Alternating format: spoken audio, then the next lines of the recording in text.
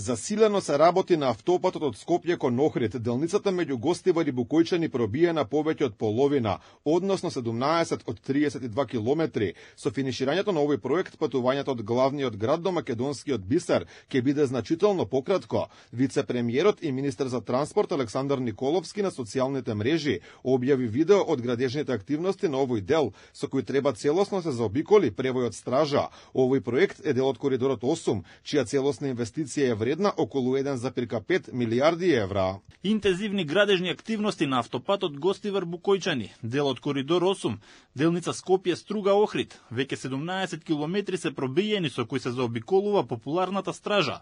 Ја градиме Македонија. Покрај стража Николовски претходно информираше дека интензивно се работи на најтешкиот дел од автопатот Кичево Охрид, каде со нови проекти се работело за целосно решение и стабилизација на најпроблематичните косини на оваа траса. Министерот за транспорт на Виенскиот форум пред 2 недели потенцираше и дека активно се работи и на коридорот 10D кон Грција. We are as well developing so-called corridor 10D.